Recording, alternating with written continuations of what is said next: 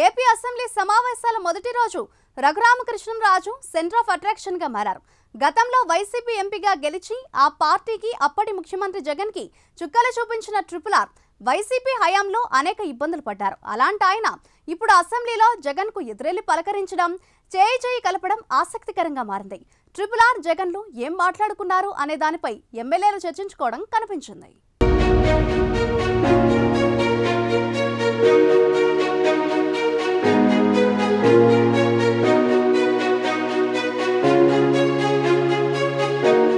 నరసాపురం ఎంపీగా గెలిచిన రఘురామకృష్ణంరాజు 5 ఏళ్ల కాలంలో తన సెగ్మెంట్కి చాలా కాలం దూరమయ్యారు.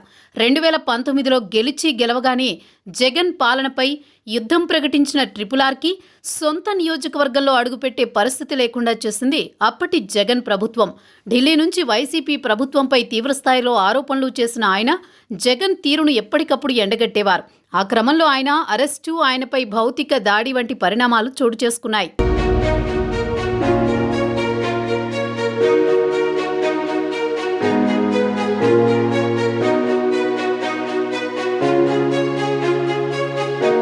అప్పట్లోని తనపై దాడి గురించి కోర్టుకెక్కిన రఘురాముడు సిఐడి అరెస్టు చేసి తనపై 3rd డిగ్రీ ప్రయోగించారని, చంపేందుకు ప్రయత్నించారంటూ వైసీపీ ప్రభుత్వంపై సంచలన ఆరోపణలు చేశారు. ఇక 2024 ఎన్నికలకు కొద్ది రోజుల ముందు టీడీపీలో చేరిన ఆయన ఉండి నుంచి ఎమ్మెల్యేగా పోటీ చేసి గెలుపొందారు. తర్వాత తనపై హత్యాయత్నం చేశారని సిఐడి అధికారులు అప్పటి సీఎం జగన్పై గుంటూరు పోలీస్ స్టేషన్లో కేసు పెట్టి కలకలం రేపారు. తాజాగా జగన్కు ప్రతిపక్ష హోదా కూడా లేకుండా పోయింది. ఆయనిప్పుడు రాష్ట్రంలో ఆటవిక పాలన కొనసాగుతోందని విమర్శిస్తున్నారు.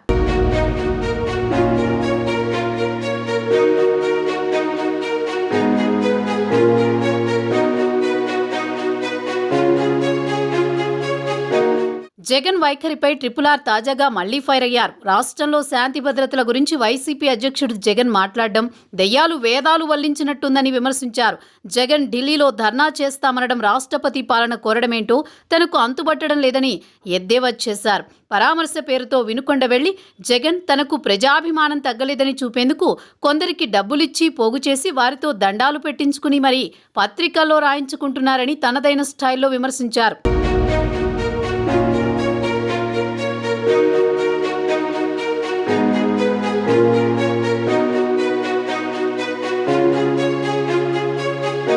జగన్ అంటే ఒంటికాలిపై లేచే రఘురాముడు ఏపీ అసెంబ్లీ సమావేశాల మొదటి రోజున తనలోని మరో యాంగిల్ చూపించారు. అసెంబ్లీ హాల్లో ఆయన వైసీపీ అధ్యక్షుడు జగన్ భుజంపై చెయ్యి వేసి మాట్లాడడం అక్కడున్న వారందరినీ ఆశ్చర్యానికి గురిచేసింది. కనిపించిన వెంటనే హాయ్ జగన్ అంటూ రఘురామ ఆయన వద్దకు వెళ్లి మరీ పలకరించారు.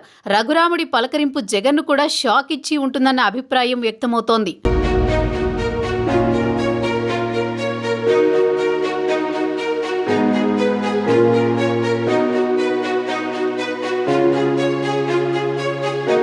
అసెంబ్లీలో మరోసారి కూడా వారిద్దరూ ఒకరికొకరు ఎదురుపడ్డారు. రెండోసారి కలిసినప్పుడు రోజు అసెంబ్లీకి రమ్మని జగన్ ని రఘురామ కోరారట. రెగ్యులర్ గా వస్తాను, మీరే చూస్తారుగా అని జగన్ వినమ్రంగా చెప్పారు. ఒక రకంగా ప్రతిపక్షం అసెంబ్లీలో ఉంటేనే సమావేశాలు మజాగా ఉంటాయన్నట్టుగా రఘురామ మాట్లాడారంట. జగన్ చేతిలో చేయి వేసి మరీ ఆయన అంత సౌమ్యంగా మాట్లాడడం అక్కడున్న అందరిలో ఆసక్తి రేకెత్తించిందట.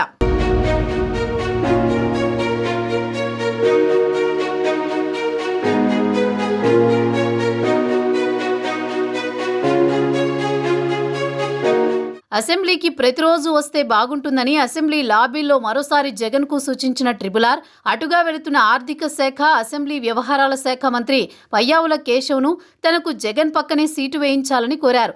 తప్పనిసరిగా కేటాయిస్తానన్న కేశవ్ లాబీల్లో నవ్వుకుంటూ వెళ్లిపోయారు. దాంతో నిజంగానే అసెంబ్లీ వ్యవహారాల శాఖ మంత్రి హోదాలో కేశవ్ సీటు కేటాయించినా రఘురామరాజు పక్కన కూర్చునే సాహసం జగన్ చేస్తారా అన్న సెటైర్లు వినిపిస్తున్నాయి. ఇక వైసీపీ ఎమ్మెల్యే, ఎమ్మెల్సీలు అందరూ రఘురామరాజుకు విష్ చేసి వెళ్లడం ఆసక్తికరంగా మారింది. మొత్తానికి ట్రిపుల్ ఎపిసోడ్ ఎమ్మెల్యేల్లో హాట్ టాపిక్గా మారింది.